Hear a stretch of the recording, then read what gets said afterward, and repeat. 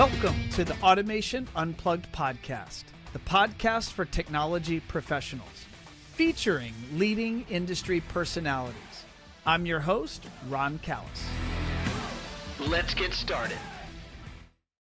Hello there. Ron Callis with another episode of Automation Unplugged.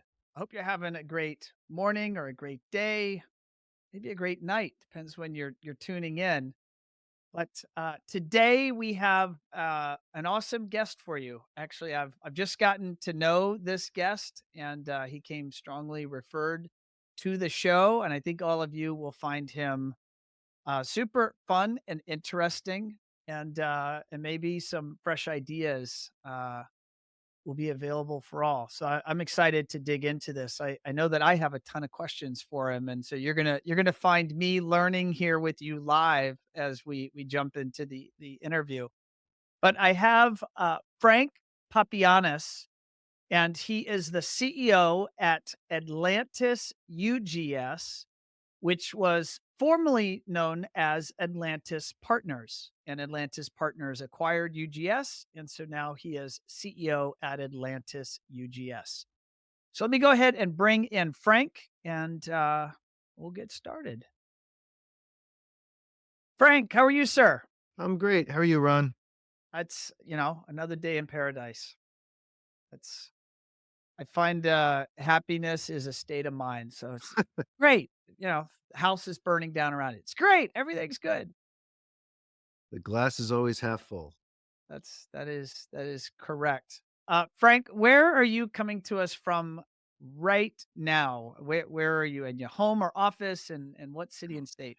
I'm in my office, which is located in Fairfield, New Jersey, which is about 30 miles west of New York City Lincoln Tunnel. And that's our headquarters. Okay. And just for our audience's awareness here, I'm going to put your Atlantis Partners website actually up on the screen. Okay. And you and I were just chatting. You're actually in the process of getting some of the branding re-engineered. Yes. Let me see if I can do this. Here, we'll do it this way. Great. You and I. So tell us just a little bit. What is Atlantis Partners? What type of business? You're in our ecosystem of the AV and automation space, but you play a very particular role. Yep. I've been in the audiovisual industry since the day I graduated college, since 1993. I founded Atlantis Partners in 2007.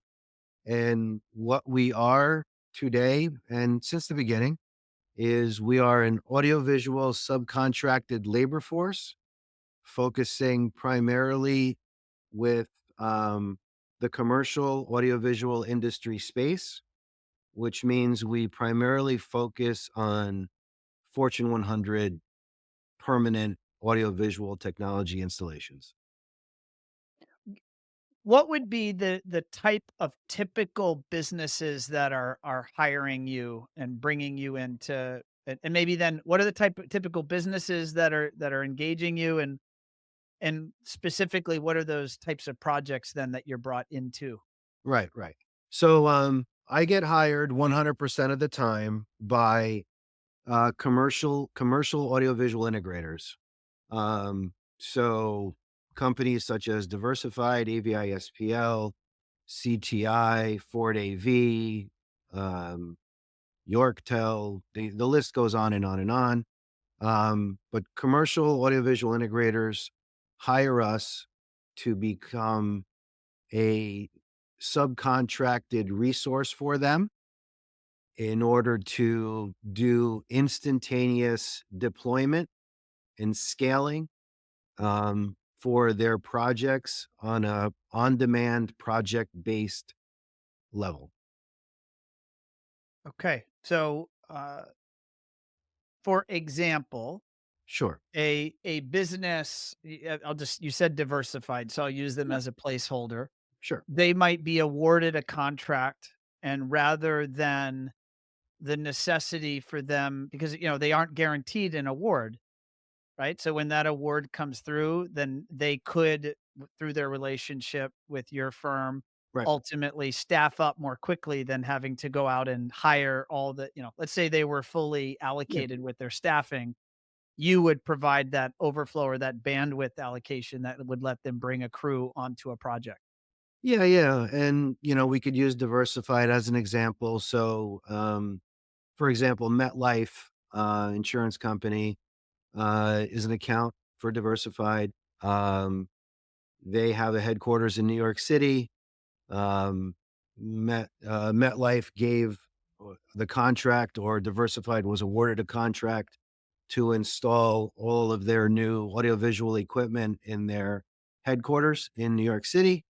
Um, Diversified called me up, said, "Frank, we have another opportunity. Could you help us out with this particular installation?" Uh, the process is simple. They send us um, their specifications of what they bid on, the bill of material, scope of work, drawing sets, etc. We can do a full takeoff for them, which we did, and provide a turnkey fixed price to handle the installation services for them. And we did exactly that.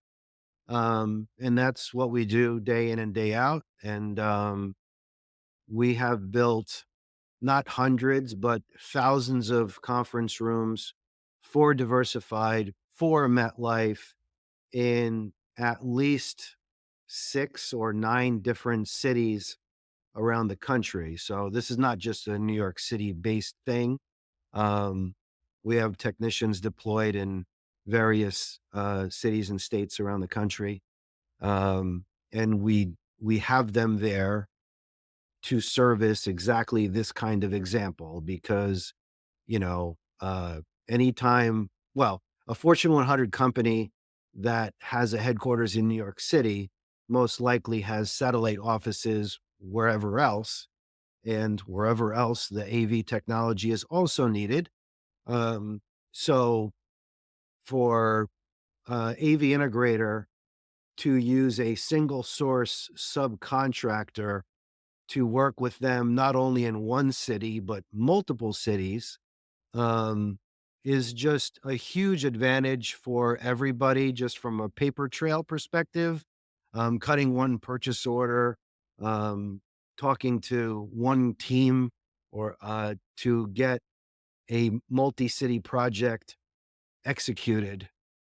I mean, that's how you become efficient on execution of projects, and efficiency leads to high profitability as well for I both I'm us and I wanna go into your background, but before I go there, I actually just have a question, sure. and you and I just chatting before we started recording, you started this business, Right.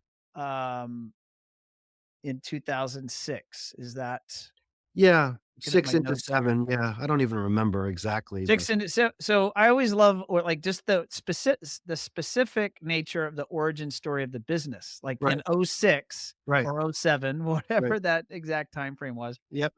Why this business? What led you to saying, "This is gonna be a great idea"?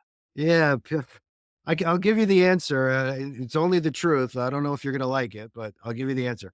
So, I went to college and I studied electrical engineering. I graduated in 1993. Back in the early '90s, it was very hard to get a job. It was a bad economy.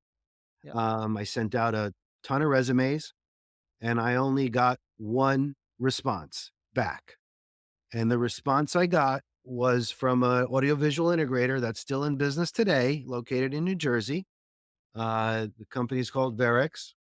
Uh, Tom Berry Sr. at the time owned the company. He passed away a few years ago now. But anyway, long story short, Tom Berry um, sent me a letter, snail mail, said, "Frank, we'd like to talk to you." And of course, I responded. I went in for an interview. It was my one and only job interview I ever had. I thought I was gonna go in for an interview and maybe walk out in an hour. Turns out I went in for the interview and I was there for 5 or 6 hours between being interviewed by almost everybody in the entire company, as well as taking this Holy really long ass test. Anyway, I got hired on the spot, and that brought me into the audiovisual world, fresh out of college. Did you Um, even know what the AV world was walking no, into that business? well, back then, in the late '80s, early '90s, which is when I first started to drive, car stereos, car audio was the thing, and I was Yeah, into electronics, so I was one of those car audio guys. So I yeah, knew I liked audio. I didn't know what commercial AV was, but I knew I knew I responded to an ad of, you know, assistant electrical engineering at an audio visual integration company. It had audio in the name, but I didn't know what it was. right? So I literally didn't know what the industry was. Yeah, Which frankly is true for probably a lot of people even today, yeah. which I think is a problem, but that's a story for another day.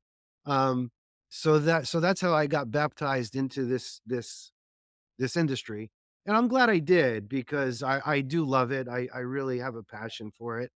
I've been in it now 31 years, and it every day you is another learning experience.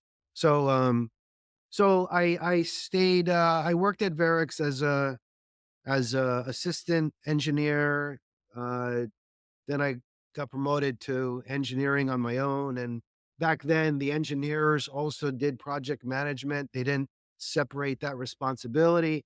So I was doing engineering, CAD design, and project management for commercial audiovisual installations in the early to mid 90s.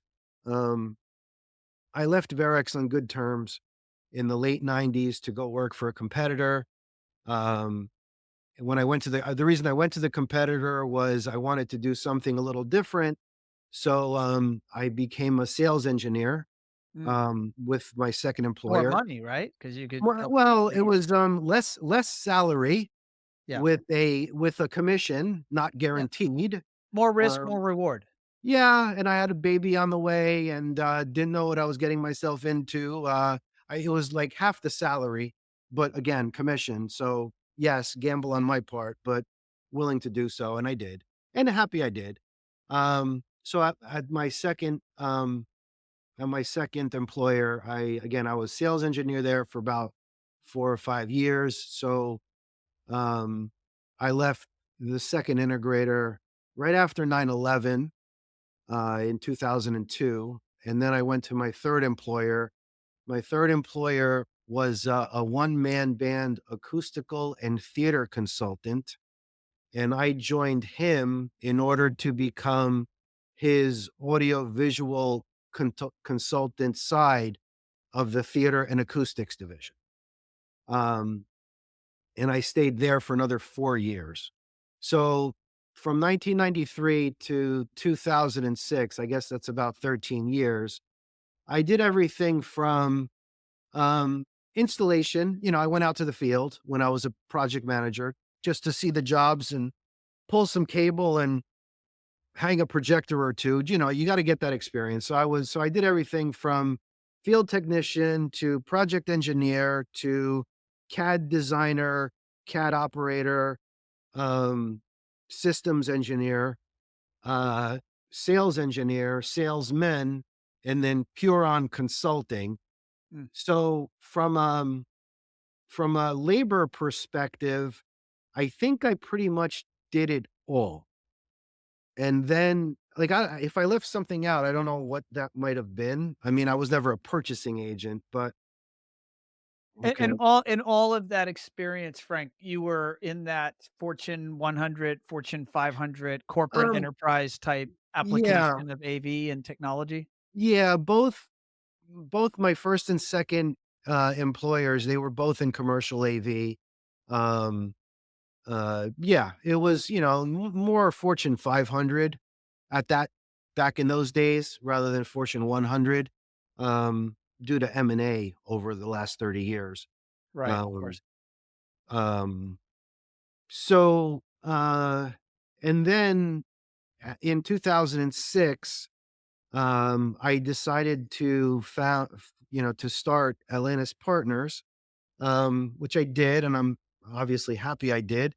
I left my third employer on good terms again. Um, to be honest with you, I was just kind of tired of the commute at the time, living in New Jersey, commuting every day to New York City, and for doing it for so many years, because my second employer was also in Queens, which is even further away from me. That takes a toll on you. And, I was newly married. I was only married a couple of years, and I had a young son, 4 years old at the time. And I was just not home a lot. And that was bothering me. I wanted to somehow try to find time to be more home, but of course I need to survive. Um, so I started Atlantis Partners, and then the question that I usually get asked, and you almost asked the question, which is, well, when you started Atlantis Partners, how come you just weren't another integrator? Because that's what you did. Where did this subcontracting thing come from? Well, you're clearly solving a problem that you observed. Well, yes That's and my no. Well, assumption. I don't wanna take the credit for that because I didn't see it at the time. I'll be honest with you. Okay. I didn't. But the question remains, why did I start a company that only did subcontracting to AV integrators? And I'll tell you the answer right now. It's a little weird. I'll tell it to you. Yeah, hit me. The answer is, well, there's a few answers. The first answer is I didn't have enough money. I mean, to be an AV integrator with nothing, you need some money. And I had some money, but I didn't have enough money to be willing to risk it Right. on something that I didn't know how it was going to work out. So let's just say, for the sake of argument, I didn't have the money. Number one. Number Yeah. two, even if I did have the money, I didn't want to compete against so many of my friends that I met over the last 13 years. I think that would have been kind of like sticking a needle in either my eye or their eye, like, why are you doing Didn't this? feel right. So no, that didn't feel right. And then thirdly, I was really good at being an audiovisual engineer and building these systems. I was very good at that. I was less good at the sales side of it, but I was okay. So, from a risk reward perspective, what I did was I called up my first two employers and I said, "Hi, I started a company. I don't have any customers and I don't have a sales force, but I know how to do engineering. Could I help you out? And could I do sub engineering for you? But just pay my company, not me. But that's what I want to do." And basically, my first two employers both agreed, and they were my first two customers. That's And I great. was working in my basement, doing my AutoCAD for them, producing the drawings and documents accordingly, and emailing them out. And I never had to leave my home, and life was good. And I was a one man band, and I basically achieved what I wanted to. And I had no plan B or business plan, or I did not have a plan of growing beyond that because I just didn't have one and I was content. And then what started to happen was, again, I only had two customers and I was fine with that. And ever so often, this is now 2008, I guess, ever so often the phone would ring and I would answer it and it would be one of my two customers. And it would be like, "Hey, Frank, you just finished this engineering drawing set for me, but I don't have anybody to install it. Do you know anybody?" I said, "No." I said, "I'm in my basement. I just do drawings." So I just said no, and I hung up the phone. And about a month later, I kind of got the same phone call, and I just said, "No, I do engineering." I hung up the phone, and this happened about 10 times over the course of a couple of weeks, and then I just hung up the phone and I said to myself, maybe there's something to this. So uh the next time I got the phone call, I said, yeah, yeah, I could do that. So that was my turning event of how I took my first AV installation job. and I didn't have any installers. You were also Um, the laborer at that for that first job? no, no, actually, the story gets kind of weirder as I go on. So, actually, so what happened was, I have two older brothers. My one older brother, Tom. Um, for us older folks, if for those of you who remember MacGyver, my brother was kind of like a MacGyver, Yeah. and MacGyver so is I one of said, my, my heroes as a youth. Yeah, I love "Yeah, there you MacGyver. go." So I said yes to a small installation job, and and then I called up my brother and I said, "Hey, I know you're busy, but I kind of need you to help me out. I got to get this done." So he, of course, said, "Yeah, he's my brother." So he figured out how to make time for me. So then it's kind of a funny story, but it's the truth. I'm not going to lie. So back this is now 2000, 2008, 2009, something like that. And flat panel displays, of course, was the thing, but it was plasma screen technology. A 55-inch TV was very heavy at the time, so even a single person today has a hard time, hanging a 55-inch TV just from the size of it. But from the weight of it back then, you couldn't do it. You needed a second person. Um, so my brother needed a helper, and he didn't know who was going to help him. So true story, you can't make this up. My best friend at the time was a limo driver. He drove a limousine. He had a black label Cadillac Escalade, I think.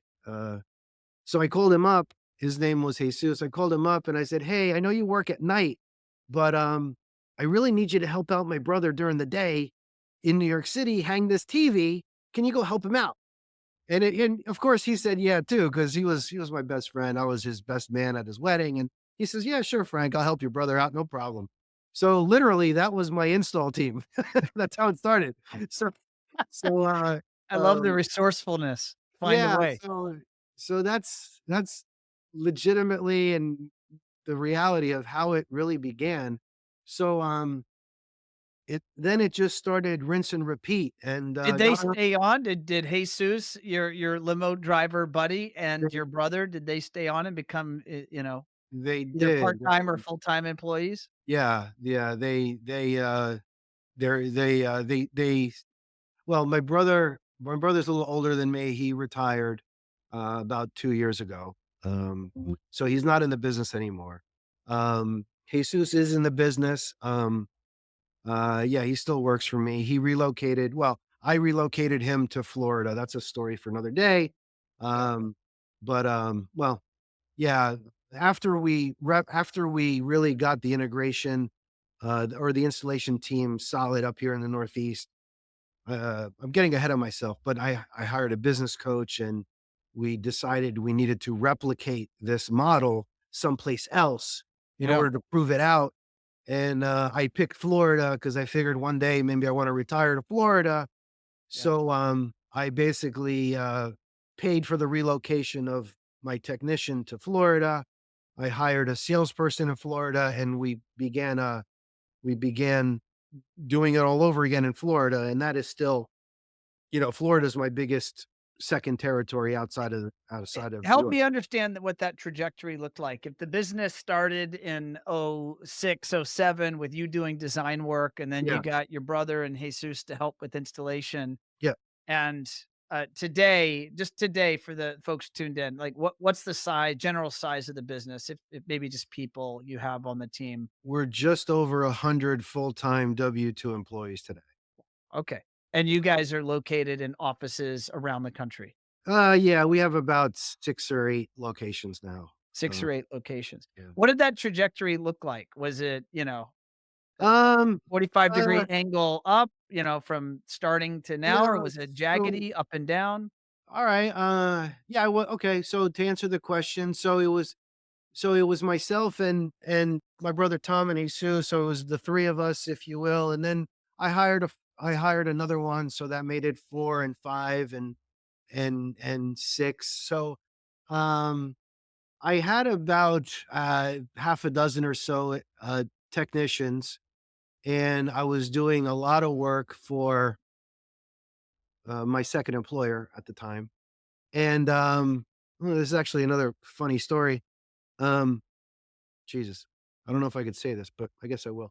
So he called me It's up. just us, Frank. It's all right. Yeah, yeah. Safe space, circle of trust. So he called me up one day and he's like, Frank, he goes, you got to come into my office. We have a problem. And I'm like, oh, Jesus. So, all right. So, he was in Long Island. So I drove out to Long Island, thinking I'm going to get dealt a pretty bad deck of cards of something. I didn't know what I was getting faced with. So he pulls me into his office and he sits me down and he goes, well, we have a problem. I said, well, what's the problem? He says, well, I'm giving you all these jobs and, you're doing them much better than my own team because he has technicians as well.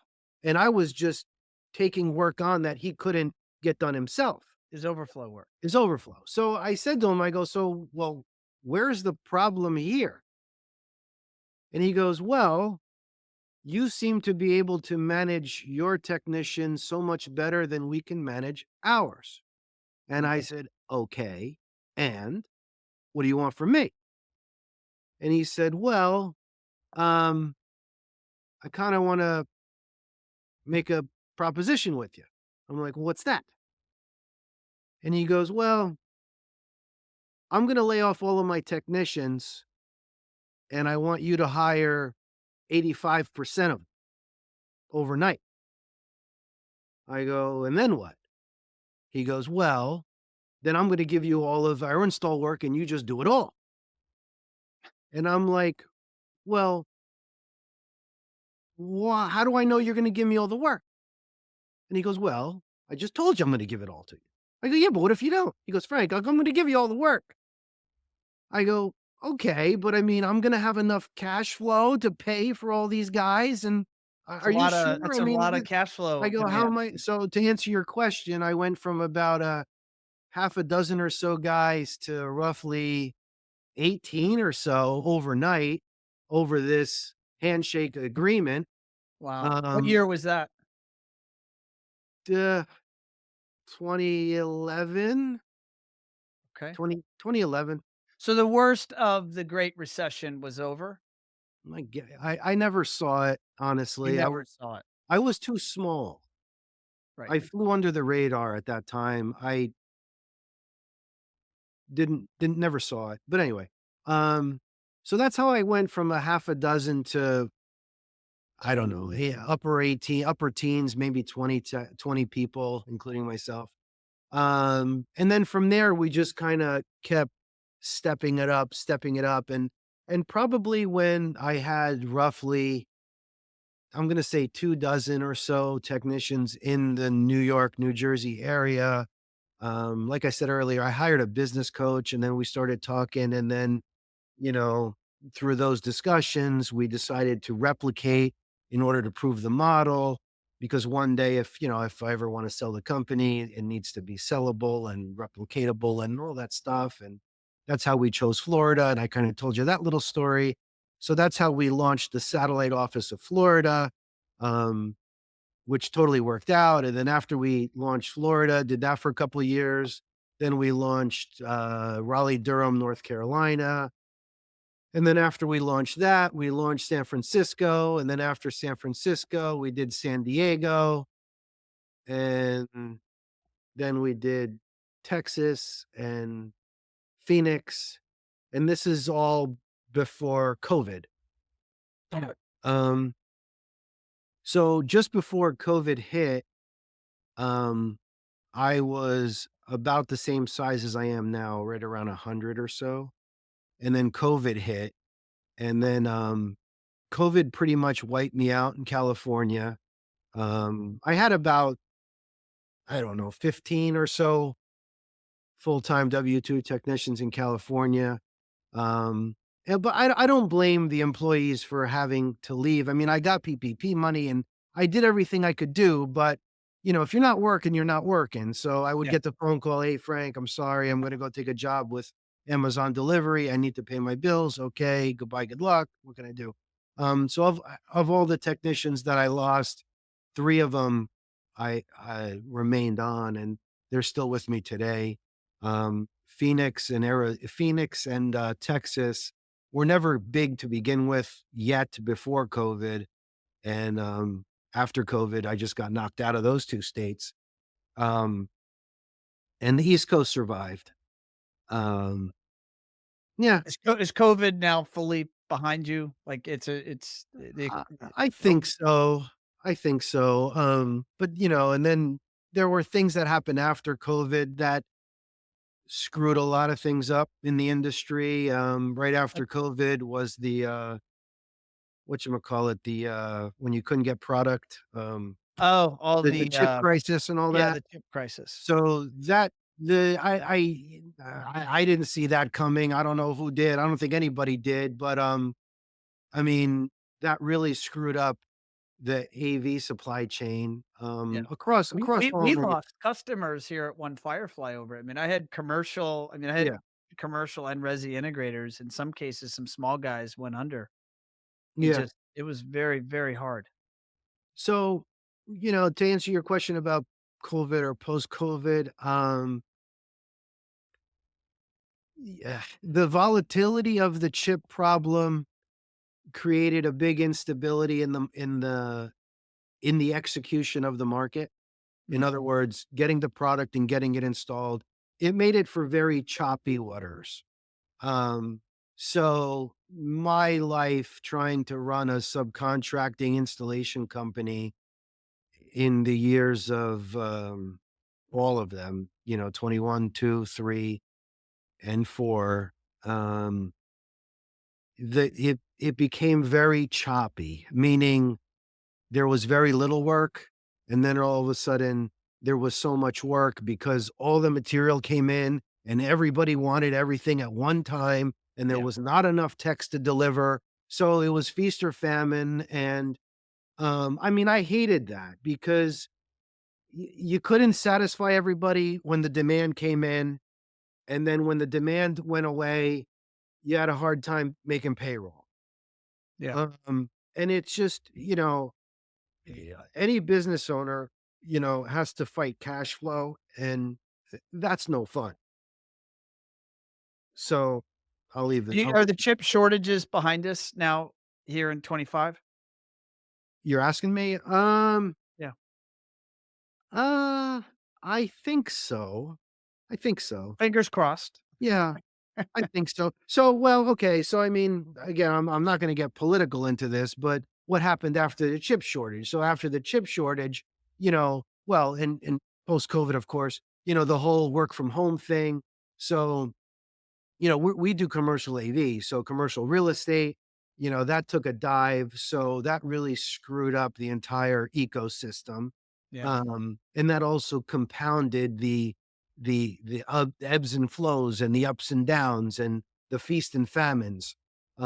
So the you just alluded to what's 2025 going to bring. So, again, 2025, I don't think it's a chip shortage issue, but I do think it's, the continuous battle of work from home or not continues. Um, and, I think ultimately it's all smoothing itself out, um, for the betterment of the industry. But I do think it's taking much longer than everybody expected.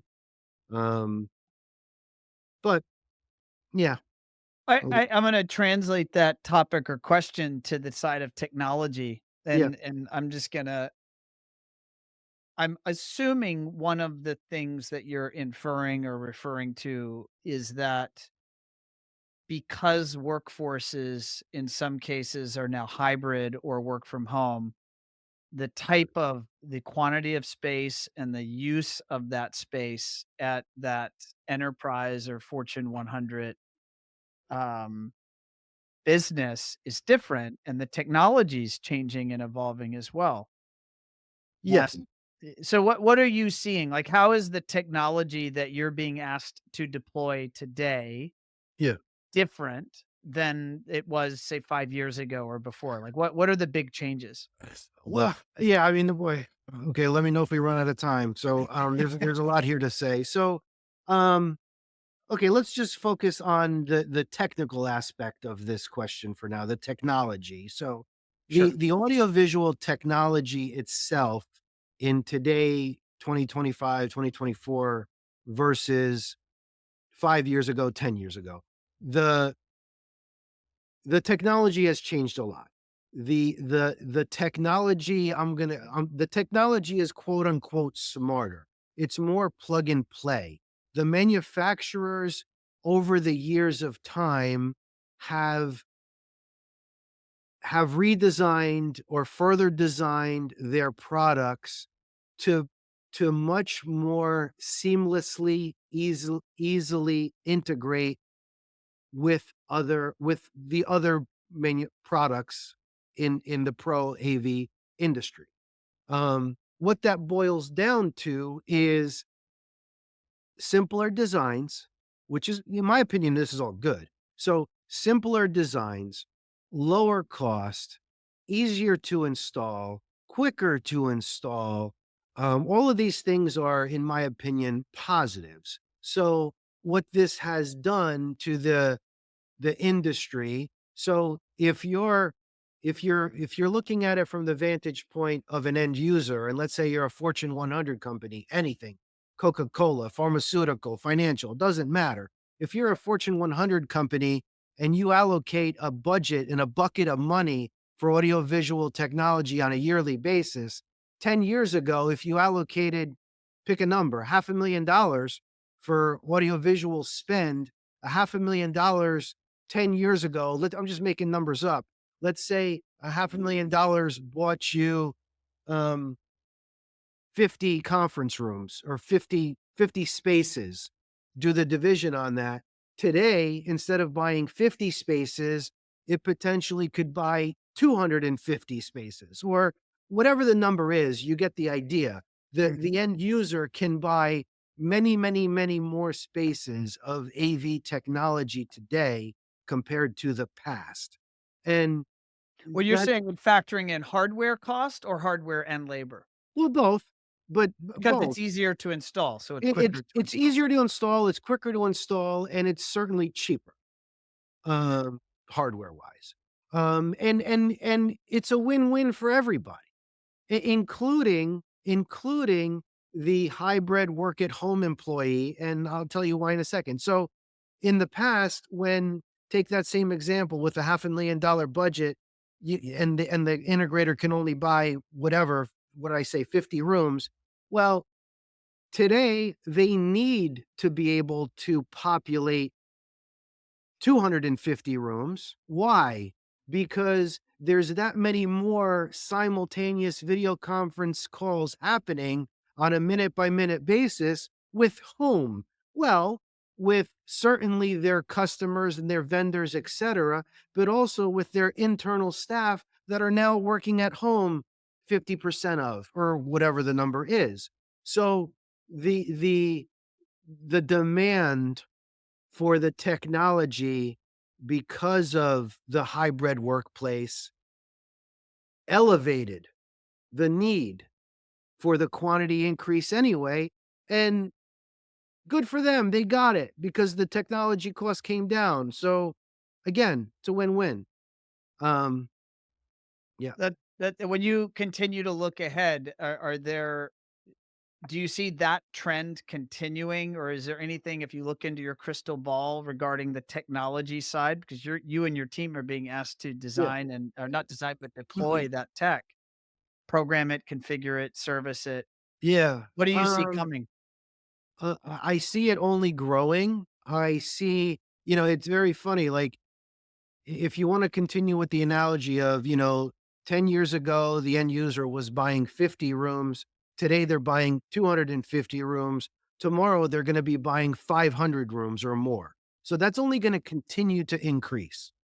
Um, um, that's the short answer. Did I answer your question? Yeah, no, Right. and so for you, for your business, how does that impact your business? Well, Is it um, It just is because you're Well, now in the same it amount of time simply able to do more spaces.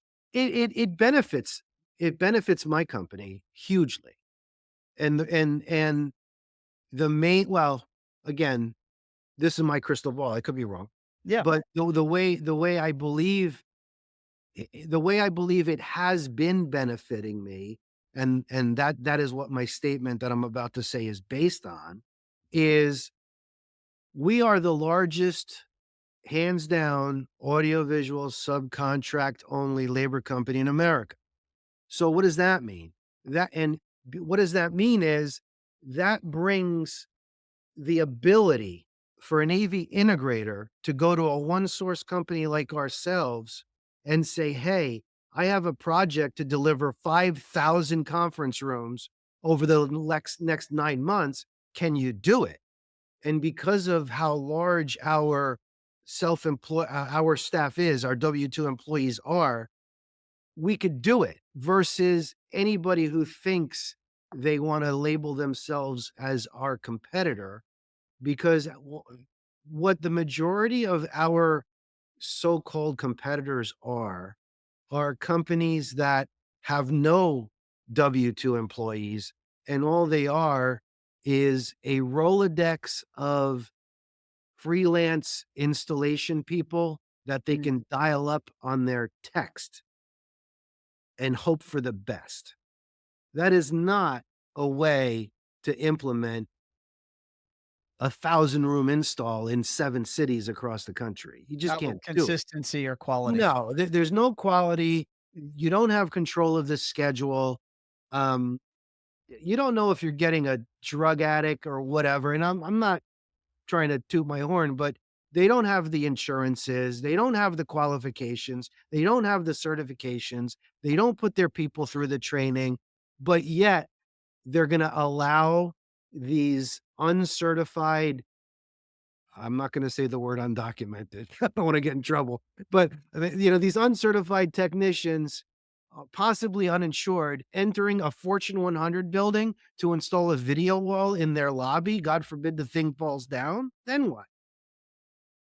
Yeah. What Yeah, is the key, Frank? Uh you employ all these technicians and you have a thriving, growing business, and you haven't been running it for a year or 10 years. You've been right. running it for do the math for you, but it lots of years since oh Yeah, 06, the 18 yeah, years or so. yeah. What is the key or what is a nugget or 2 or 3 that you think, uh, are some of the attributes It's of an running a great team? easy 'Cause answer, you're running a large team. easy answer. And honesty, honesty. You have to be honest with your customers. And what I mean by that is I don't have a problem saying no. Like, I can get a call tomorrow or I can get an email tomorrow saying, "Hey, Frank, can you do this?" And if I believe the answer is no, I have to tell the customer no.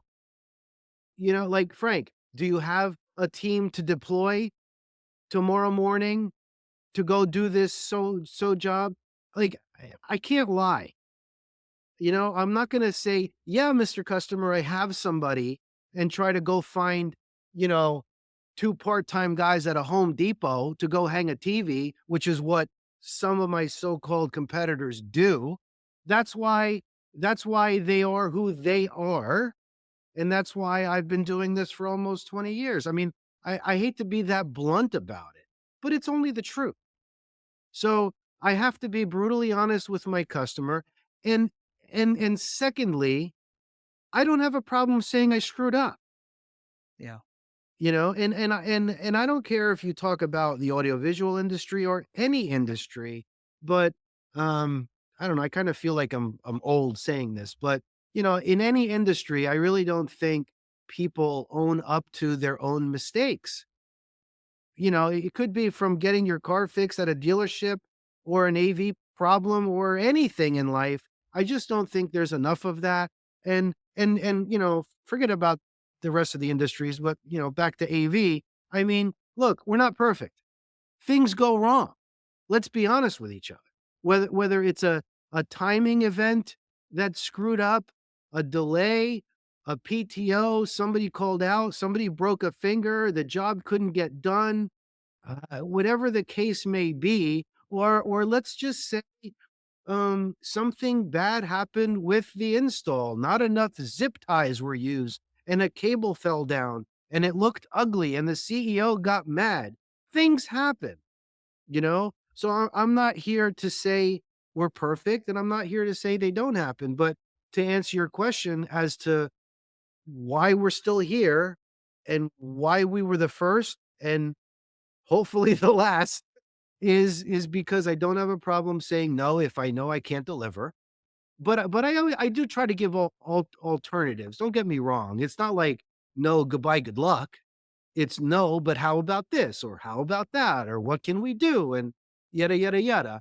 Or again, if a mistake happens, or I mean, eh, I'll give you another one. I mean, you go into these conference rooms and everybody loves glass. There's glass everywhere, including glass tables, and you know, um, it was I don't even know. We don't usually drill holes in tables, but somehow this fell in my scope, and I had to drill a hole. Not a technician. We had to drill a hole in the center of a glass table. That sounds terrifying. I mean, the odds of success is slim to none before you start. And guess what? We failed. So I mean, okay, I got the phone call. Gee, I'm not surprised, Mr. Customer. I broke the table. Sorry. And, now it's going to take 6 months to get another one from Italy. I'm sorry. What can I tell you?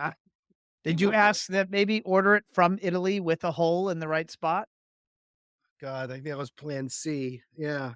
That might I But what can you tell us, Frank, about the acquisition? I did that in the intro. I read that you're CEO of yeah. Atlantis UGS, and you had told me offline that I guess someone from UGS now is an acting president within the business. Yeah. Yeah. What was UGS and how did that fit into your game plan? So, long story short, so like I said earlier, Atlantis Partners started out in 2008 as a subcontracting company. We basically had zero competitors or true direct competitors for a very long time. Around 2013 or 14, I believe, um, there was a gentleman by the name of Michael Kabaski. He started a company called Unified Global Services, also known as UGS, based out of Brooklyn, New York. UGS became my first true and only direct competitor in the audiovisual subcontracting space in the New York metro area. Okay, you got to have a competitor eventually, and it was UGS. Um, so by definition, they were a competitor of mine, a direct competitor in the Northeast market, friendly competitor. I mean, I knew Mike since he started the company. I mean, it's not like I went out to dinner with him, but we would speak every so often, run into each other at a trade show or at a Christmas dinner of a manufacturer or something. All good. Long story short, UGS, Mike Kabaski sold UGS in 2018 to Herman Integration Systems based out of Florida. Um, Long story short on that, only because that relationship didn't last. So technically, UGS was sold to HIS out of Florida in 2018 ish or so. In 2020, HIS was sold along with UGS to ADI, a security distributor. UGS went along with that. In April of 2024, ADI sold off Herman Integration Services into three separate companies. Mm, So the companies broke into three pieces. The HIS original piece, which comprised, I believe, of a group of six salespeople. HIS became owned by Field Nation. Field Nation is a platform of technology resources similar to Uber. You open an app, order a taxi. You can open up the Field Nation app and order a technician. So the HIS company got became owned by Field Nation. A second piece of Herman broke off into a company called Herman Tech Crew, which is a company that deploys W-2 technicians similar to Atlantis, but not in the New York metro area, in other cities. And then the third piece was the UGS piece, Mm. which became which always was, but then became more a clearer definition of my true competitor once again in New York. And then again, this happened in April of 2024. As soon as this happened, Mike and I, the owner of, well, the he ran UGS. It was owned by somebody else, but Mike remained GM. the GM, thank you, of UGS through all of these changes. And then back in April, when the last change happened, I called him up and I said, "Hey, Mike," I said, "hope all is well. And, here we go again. And hope you're okay." And we actually started talking, and it quickly became a very serious conversation uh, in a positive way. Um, we gelled immediately together. And in just a couple of months, we were able to um, Atlantis acquired UGS.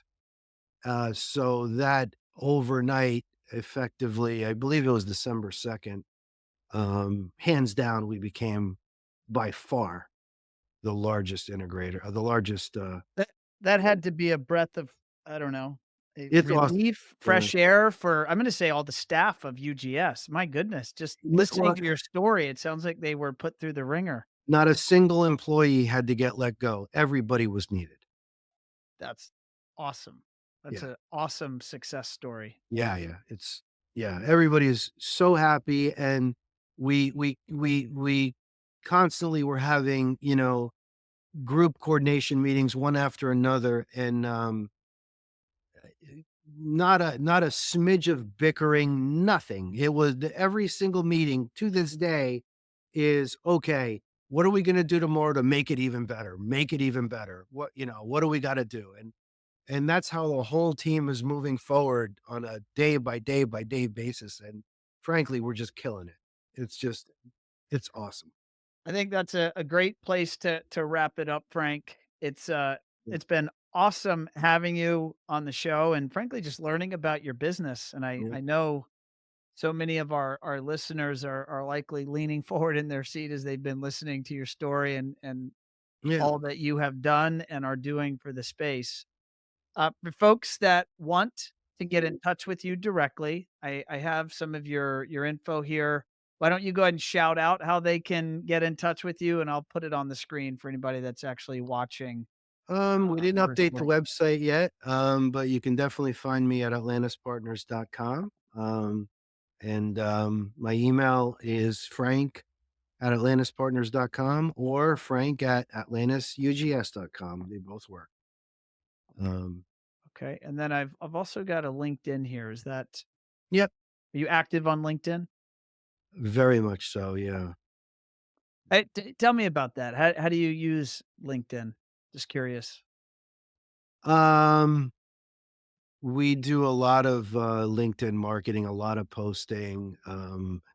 To be honest with you, I only started doing all of the posts that we're doing probably back in September or so. And truth be told, I don't mind sharing the why now, and I will. So, like back in September, I knew I wanted to come out to LinkedIn and post everything about the merger and the new company and the acquisition of UGS. And prior to September, I really didn't post a lot. And to just come out and post and to have a post like that, it's just too much of a single good thing and not enough building up to it. So I'm Yeah. like, I gotta change this. I gotta change this. So I started posting like 2 or 3 or 4 times a week. since September. And to the extent where I get 1 or 2 or 3 phone calls a week, and they're like, "Frank, is everything okay? Like, what's with all the nostalgia? Why are you posting all of this? What's going on? Are you gonna Uh, retire? Are you sick? What's going on?" So, I don't know, it's just people are looking out for me, but that's funny. yeah, the cat's out of the bag at this point, so. Well, Frank, thank you for joining me on Automation Unplugged. It was a blast talking to you. Yeah, likewise. All right, folks, we're gonna sign off here, and I'll see y'all on the next show.